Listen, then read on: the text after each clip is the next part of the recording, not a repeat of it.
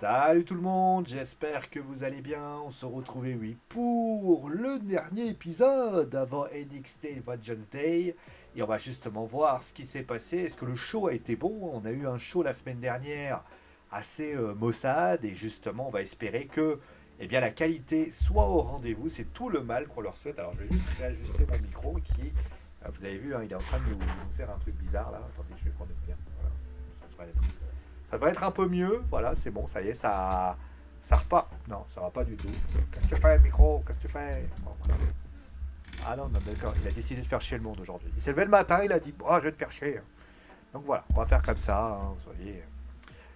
Alors voilà, donc on commence tout de suite. Donc on va commencer tout de suite avec le vif du sujet, avec le premier match opposant. Donc c'était donc la demi-finale entre guillemets du Dusty Road Tag Team Classic, donc qui a opposé donc la LWO à Trick Williams et Carmelo Hayes. Justement, donc victoire de Trick Williams et de Carmelo Hayes. Bon, ça à la limite c'était pas totalement une surprise puisque la LWO, c'est pas eux qui allaient gagner. Mais concrètement, le match était assez cool. Franchement, un bon opener des familles.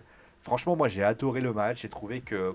D'ailleurs, je trouve que Trick Williams, il commence à prendre vraiment une importance assez folle par rapport. D'ailleurs, il y a une news qui est passée comme quoi il commençait aussi à se faire remarquer par les officiels. Les officiels, d'ailleurs, avaient été surpris de la pop à son encontre. Bah écoutez, c'est totalement normal.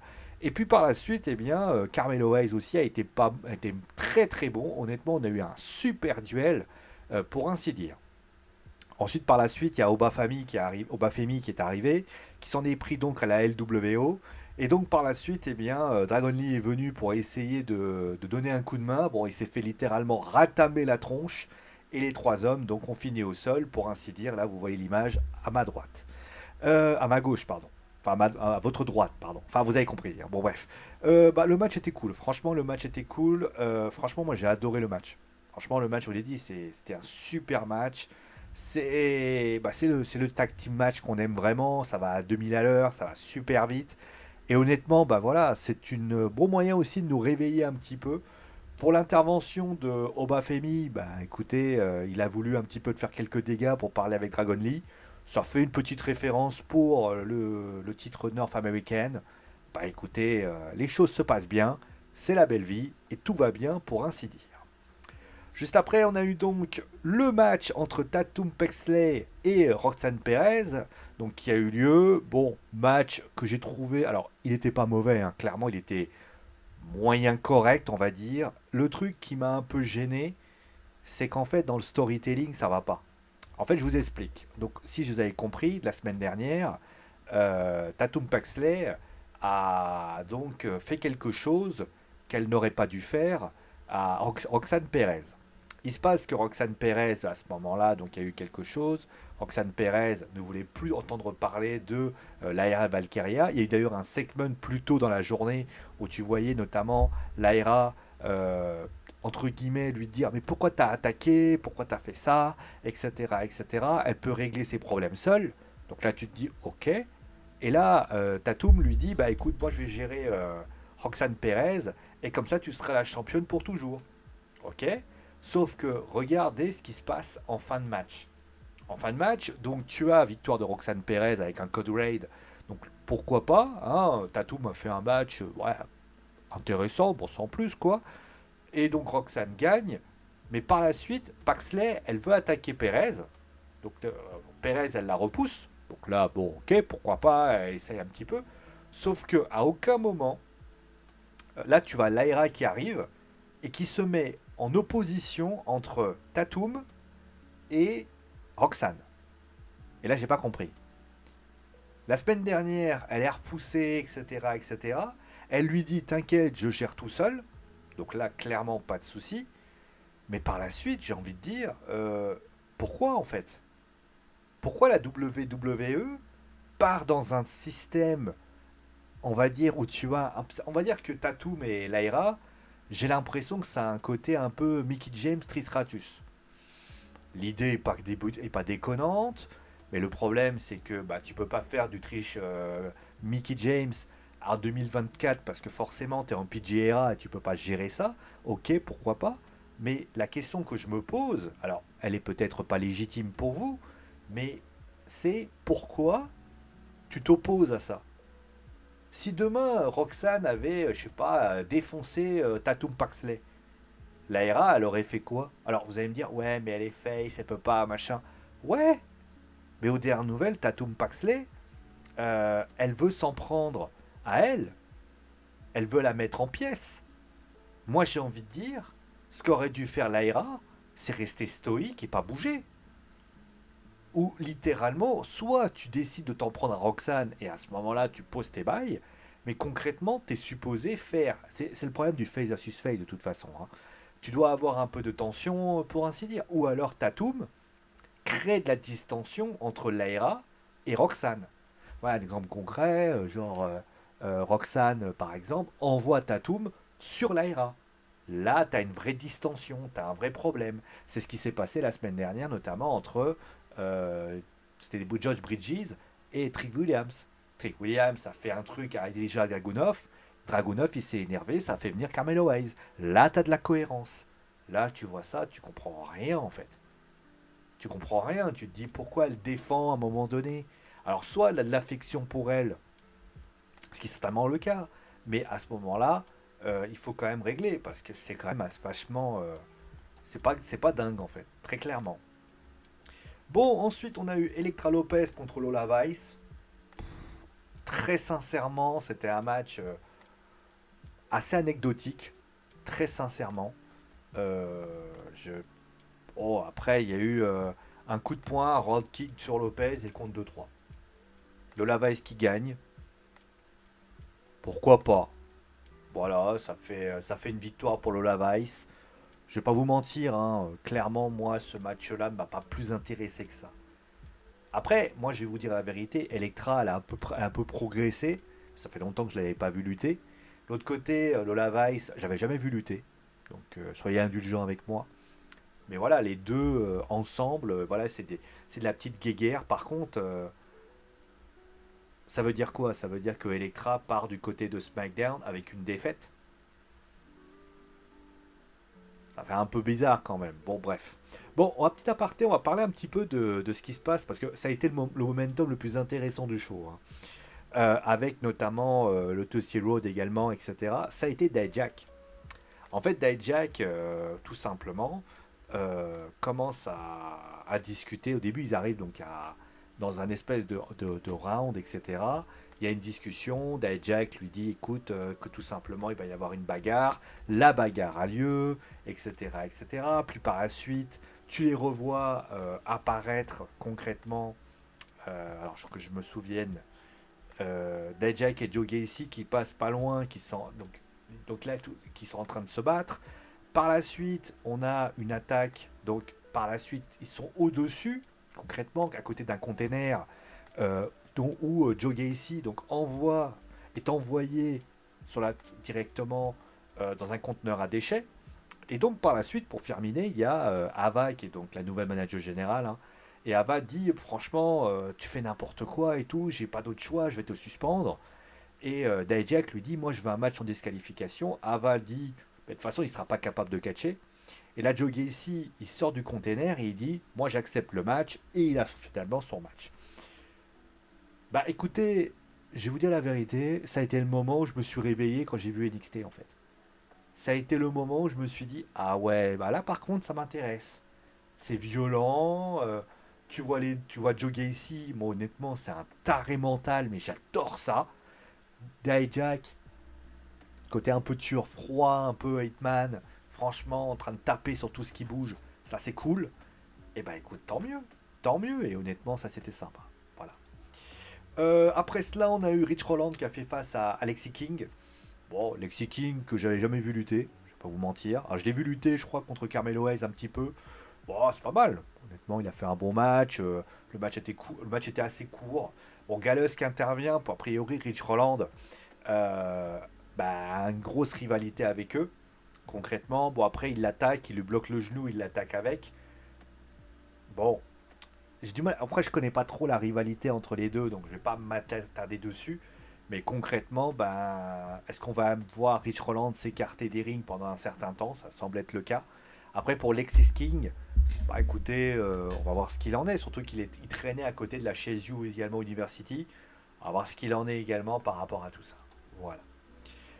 Bon, on va parler maintenant de ça. Alors, on va parler un petit peu de ça. Donc, alors, avant qu'on commence et qu'on discute entre guillemets de ça, je ne sais pas pourquoi la Chase University devait s'arrêter.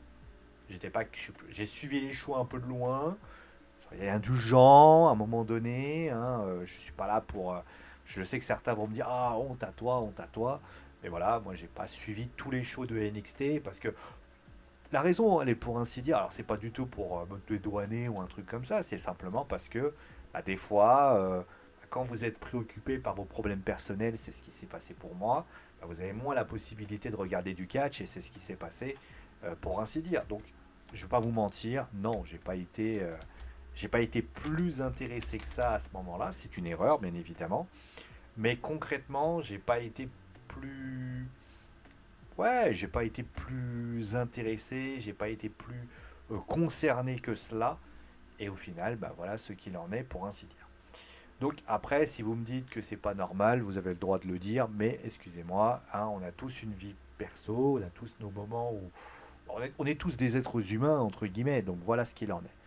Mais voilà, après, d'après ce que j'ai compris, ils ont eu un Dusty Tag Team classique et au final, bah après c'est parti notamment sur le fait qu'ils ont arrêté la Chase University. Bon, j'ai pas trop d'informations, donc pour ainsi dire. Mais donc André Chase arrive, donc il arrive avec Duke Hudson et Riley Osborne. Donc André Chase lui dit bah écoutez l'université, voilà, etc. Ça a fait un grand impact, la Chase U est devenue une histoire à succès à NXT, etc. etc. Bon, Duke Hudson fait un petit trailer, ce qui était assez cool, honnêtement, moi ça m'a fait un petit peu rire. Et donc concrètement, il y a la vidéo, etc. etc. pour ainsi dire. Et là on se dit bon bah écoutez maintenant c'est comme ça, on va dire au revoir, on va s'en aller. Et là, la musique de Jessie Jane apparaît, et donc elle est à côté de TAL, et Théa et Jessie arrivent, il dit voilà, tout simplement, quand on demande à un homme, oh, attends, j'y referai la phrase, ce qu'il faut faire, alors ce qu'il faut penser ou parler, il parle, un homme, faut voir quelque chose se réaliser, bah, il faut demander à une femme, voilà. Et dit voilà, Chase lui dit là c'est pas le moment, etc. Il commence à discuter et là il lui propose, il lui dit bah écoute moi j'ai trouvé une solution pour les problèmes d'argent, puisqu'a priori c'est des problèmes financiers qu'ils ont. Et concrètement, elle propose donc le nouveau calendrier 2024 des femmes de la Chase U. Tu as des catcheuses recrues, donc vous voyez les catcheuses en bas. Donc là vous les voyez pas trop parce qu'il y a ma tronche, hein, mais si vous avez envie je peux me mettre comme ça. Vous voyez, elles sont toutes là là. Alors, je peux pas vous donner les noms parce que voilà, faut pas déconner. Mais concrètement, voilà. Et puis par la suite, elle dit, ils ont fait un calendrier et le calendrier va être donc mis en vente et ça va éponger les dettes et ça va même remonter l'école. Et ça, l'argent va commencer, va être ramassé, va arriver. La vente du calendrier va commencer à partir de Vengeance Day. Et là, André Chase, il est heureux, il saute partout, il fait ah, c'est trop bien et tout. Et il annonce que Jessie Jane fait partie donc à ce moment-là de la Chase U. Alors, bon, euh, sur le principe, la fin de la Chase U, moi j'y croyais quand même parce que je me suis dit peut-être que c'est tout simplement les officiels qui ont peu grand chose à faire avec André Chase. Parce que Chase, à un moment donné, il va peut-être falloir lui faire quelque chose d'autre. Bon, ça n'a pas été le cas. Mais moi, ce qui m'a gêné, honnêtement, c'est deux choses.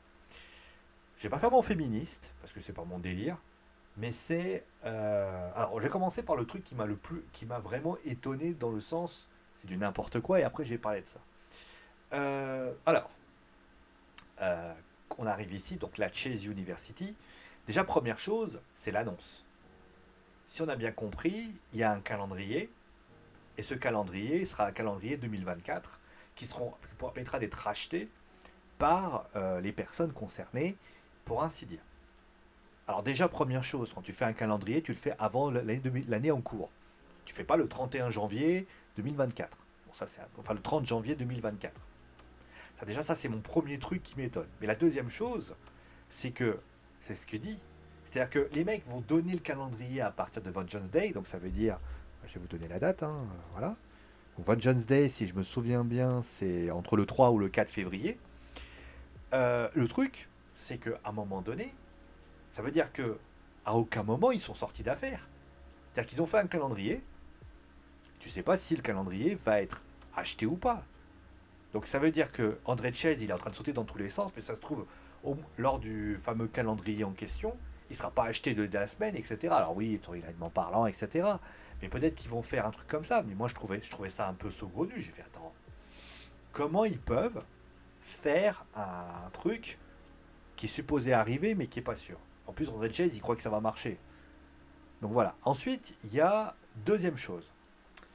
Bon, déjà, comme j'ai dit, tu fais un calendrier, tu le fais plutôt en décembre.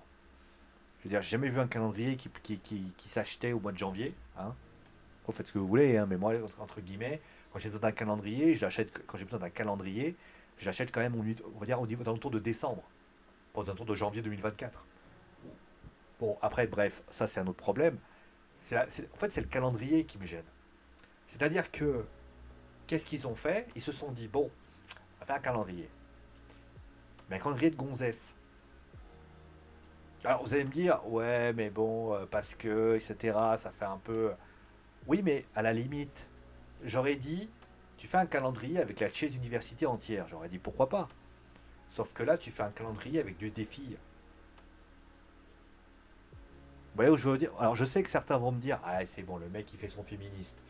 Alors, peut-être, mais aux dernières nouvelles, en quoi ça met en... En fait, si j'ai bien compris, alors, encore une fois, hein, on va encore dire, ouais, après, voilà. Mais pour sauver une université, et donc éponger ses dettes, etc., donc il faut un calendrier de femmes. Ouais, mais en fait, non, en fait. À la limite, moi, vous savez ce que j'aurais voulu, c'est qu'il fasse un calendrier d'université, notamment sur, tout simplement, la chaise University. Pourquoi se prendre la tête comme ça? J'ai vu ça, j'ai fait, mais pourquoi vous faites ça? Pourquoi vous faites ça, en fait? Et honnêtement, moi, j'ai pas apprécié. Alors vous allez me dire, ouais, après, je sais que certains vont me dire, ah putain, le mec, il fait son vieux, il fait son walk à la con, il dit, voilà, les femmes n'ont pas le droit de calendrier, c'est ça. Ah non, non, non, je suis pas, moi, je m'en fous. Hein. Dans le sens où tu me donnes un calendrier de Clara Morgan, je vais rien dire.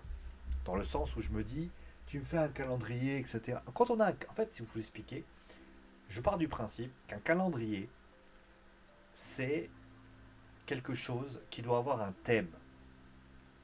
Là, ça veut dire quoi? Ça veut dire que les étudiantes de cette école, de cette université, vont sauver l'école. Ah ouais. Donc, et en utilisant, parce que vous voyez la photo derrière, hein, franchement, leur physique. Sauf qu'on parle de catch. Vous allez me dire, ouais, mais le catch physique. Non, on parle de catch. On parle finalement d'une gimmick. J'aurais préféré qu'à la limite, ils viennent, ils disent, voilà, on a fait un concept de calendrier, on veut que tout le monde y mette, et qu'à un moment donné, ça fasse femme et homme. Je sais pas, moi je trouverais ça beaucoup plus intéressant. Là, honnêtement, voilà ce qu'il en est. En plus, encore ça marcherait si elle avait un côté un peu Toxic Attraction, Jessie Jane. Mais TAL, elle est pas du tout dans ce délire. Enfin, je sais pas, je trouve ça un peu. Après, ça vont me dire, ouais, non, mais tu chipotes. Peut-être, peut-être, peut-être. Peut-être que vous avez raison. Peut-être que je chipote. Et peut-être que dans votre tête, vous vous dites dans votre tête, non, mais c'est bon, tu te prends trop la tête. Peut-être. Honnêtement, moi, j'ai pas aimé. Voilà. Bon, allez, à la suite. À la suite. Ah bon, Ariana Grey. Alors, il y a beaucoup de pages féminins. J'ai pas compris pourquoi d'ailleurs. Hein. Tu vois, un peu de garçons quand même. Ariana Grace qui faisait donc face à Fallen Handley. Alors, Fallen Handley, en fait, elle avait entendu une conversation, machin. Je vais vous dire la vérité. Bon, il y a Lash Legend et Jared Jackson donc, qui ont coûté le match. Très sincèrement, le match était pas là, c'était pareil. Voilà, c'est comme ça. Voilà ce qu'il en est. Elle a gagné, c'est cool. Bah écoutez, merci Ariana. J'étais content de te rencontrer. Alors, je vais pas te mentir, hein, je vais- moi je préfère Fallon entre guillemets. Hein. Toi, malheureusement, je ne suis désolé de te dire ça. Si j'ai besoin de te dire la vérité, je suis pas quelqu'un qui. Je vais pas beaucoup me souvenir de toi. C'est comme ça, c'est la vie. Et donc, ah ouais, donc c'est la fille de Santino Marella. Je savais même pas en fait. Ah, elle a fait son retour. Ah, elle a fait 11 mois. Live event de NXT, notamment elle a affronté. Elle est perdue contre Fallon Henley. Ah, je savais pas. Bon, bah écoutez, on apprend tous les jours, hein, comme quoi, hein. Bon, bref, super. Santino, ta fille, elle a gagné. Bravo à toi. Alors, ensuite, on a ça. Alors, bon, on va en parler tout de suite de ça. Alors, la NXT Heritage Cup Championship, Heritage Rules. Que dire? Sans m'énerver. Ah purée. Ah purée, je vais péter un câble. Bon, t'énerve pas. Sio, il est 22 heures quasiment, enfin 21h40, tu dois faire ta vidéo, ça serait dommage à un moment donné que tu t'énerves et que ça se passe mal, il faut rester calme, etc.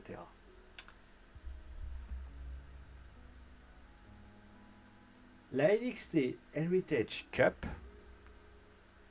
malheureusement, j'ai peut-être trouvé ça un peu dégueulasse, vous avez trouvé ça dégueulasse de ma part, mais j'ai quand même le sentiment que bah, c'est une stipulation qui est très rare, enfin qui n'est pas connue. Ils ont voulu faire un truc, un espèce de comme ça. Pourquoi pas? Pourquoi pas? Alors, la stipulation, elle est ce qu'elle est. Ça fait un peu match de boxe, etc. Pourquoi pas? Pourquoi pas? Mais il y a deux choses qui vont pas, en fait. La première chose qui va pas, déjà, première chose, c'est un match à compte à rebours. Donc ça veut dire que vous avez des comptes à rebours de 5 minutes à chaque fois. Donc ça veut dire que le match dure à peu près 25 minutes. Et celui qui arrive à 2-0, il gagne. Vous savez, j'ai compris le match, hein. Mais moi, ce qui me gêne le plus, c'est que vous mettez une pub en même temps. Bande d'abrutis. C'est-à-dire qu'au moment, c'est-à-dire que pendant ce match à compte à rebours, pendant le round 2 et 3, vous avez, genre, on commence à faire le match et tout, et vous savez qu'il n'y aura pas de compte, puisque dans cette période, il n'y a pas ça. Ce que vous faites une pub. À un moment donné, j'avais envie de dire, vous allez voir le USA Network, vous leur dites, mettez pas de pub là. Vous en mettez un. D'ailleurs, ils avaient fait un. D'ailleurs, ils sont capables de le faire, puisque au moment où il y a eu l'entrée de Roxane Perez, qu'est-ce qu'ils ont fait, les mecs? Ils ont fait une pub qui a duré jusqu'au début du match. Fait une pub entre l'arrivée de Von Wagner et de Noam Dar. Mais fais pas une pub pendant le match. Quand c'est pas un match à compte à rebours, déjà ça me casse les pieds, mais alors j'étais là, j'ai fait. Donc ça veut dire que pendant le round 2 à 3, il n'y aura pas de stipulation, il n'y aura pas de compte. Mais vous êtes débile en fait. Surtout que, comme Noam Dar prend 1-0, donc tu te dis dans ta tête, il faut que Von Wagner. Donc t'es pris par le truc. Donc déjà, c'est débile. Ensuite, parlons du deuxième point. Quelle est la faculté du Ironman match? Ou du Tour of Free Force match d'ailleurs? Non? Ça vous comprenez pas? C'est que à un moment donné, prenez un Ironman match. Imaginez le match a lieu et le gars il gagne 4-0. Vous pensez réellement que c'est intéressant? Prenez un Tour of Free Force match. Prenez 2-0. Vous pensez que le match est intéressant? Tout que, excusez-moi, hein, les deux tombés, les deux moments, tu as quand même donc 2-0 avec un compte rapide à la fin. Alors après, oui, il se fait défoncer, il se prend. T'as, comment il s'appelle, Mensa qui traverse une table, parce qu'il a. Et t'as Noam Dar qui, notamment, chambre les enfants de Vogue Wagner. De Stone, pardon, de Stone, excusez-moi. Pourquoi pas? Pourquoi pas? Oui, si tu veux, si tu veux. Mais fais jusqu'au bout. À la limite, tu fais un partout, il reste 5 minutes, tu fais le combat. Ils sont capables de le faire, ils ont fait NXT UK, c'est ce qu'ils faisaient. Et en plus, ça, c'est le main event. Alors oui, il y a le truc après avec Rick Williams et Dragunov, mais c'est ça votre truc? Et vous me faites peur, la WWE. Vous me faites vraiment peur. Votre stipulation spécifique NXT, vous êtes capable de me la foirer comme ça. Donc résultat, c'était de la merde.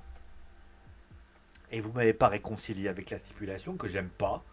Et au bout d'un moment, bah, j'ai envie de vous dire, si c'est ça votre truc, allez vous faire foutre en fait. Faites pas de stipulation comme ça. Faites pas des matchs comme ça. Ça, c'est scandaleux, ça. Là, honnêtement, c'est scandaleux ce que vous avez fait. Vous avez manqué de respect à une stipulation qui existait déjà. Moi, j'ai déjà vu des Heritage Cup, notamment à NXT UK. C'était pas mal. C'était intéressant. Il y avait un match notamment entre A-Kids et. C'était pas A-Kids, je crois. Si, c'était A-Kids je sais pas si c'est pas Gallus. Je sais plus. Je sais qu'il y avait. Attends, il y avait Dragunov qui faisait face notamment à A-Kids. Mais je crois qu'il y avait un truc avec. Il y avait Noam Dar dans l'histoire, je crois. Il était opposé à je sais plus qui. C'est pas A-Kids d'ailleurs. Et le match, il était sensationnel. Ça allait dans tous les sens. Il y avait. Vous êtes capable de le faire. Quand vous voyez ça, là, franchement, les gars, c'est nul. Une pub, d'ailleurs, ça déjà, ok. Et en plus, vous faites 2-0, balle au centre. Et à la fin, vous faites ça. Vous êtes triste, hein. C'est déprimant, hein. Voilà. Bon, après, donc, il y a. Ah oui, ah, vous voyez, quoi, c'est bien. Donc, Dragunov et Trick Williams sont là. Il lui dit voilà que Dragunov le nomme il veut lui serrer la main, ça ne marche pas. Après les deux se parlent, etc., etc. Il lui dit voilà qu'il a été forcé, qu'il a joué alors ils essaient d'utiliser, je sais pas, il y a une histoire de mind game entre avec Dragunov ou je sais pas trop quoi. Bah concrètement il va le détruire. Et là à ce moment-là il lui fait un câlin. Il comprend pas vraiment Trick Williams. Après, il attaque donc de Braun Breaker et de Baron Corbin qui l'attaque dans le dos. Carmelo Hayes vient à ce moment-là vers le sauvetage. Ça fait un tour versus tout, pour ainsi dire. Alors, le segment est bon. Le segment est bon parce que t'es quand même un petit peu perdu. T'es quand même perdu. Tu sais pas vraiment ce que veut faire Williams et Dragunov. Qu'est-ce qu'il essaie de faire? Il essaie un petit peu de jouer avec lui. Il essaye un petit peu de s'amuser avec son esprit. Et honnêtement, il l'avoue d'ailleurs. Il lui dit ouais, je me suis amusé avec Baron Corbin. Euh, Et d'ailleurs, il continue, il dit voilà, Carmelo Hayes, il a besoin de toi pour avoir plus de gloire après le Rumble. Honnêtement, voilà, tu vas gagner le Justice Road et puis tu vas prendre le titre. Franchement, honnêtement, il essaye d'un petit peu de jouer avec son esprit. Ça marche, honnêtement, parce que on comprend pas vraiment ce qu'il en est. Honnêtement, Williams lui dit voilà, il lui serre la main, il lui fait un câlin. Pourquoi pas, l'attaque aussi, ça aussi c'est une réalité. Franchement, moi j'ai bien aimé. J'ai bien aimé, je trouvais que c'était une bonne expérience et honnêtement, bah écoutez les gars, c'est cool ce que vous avez fait, honnêtement, c'était assez.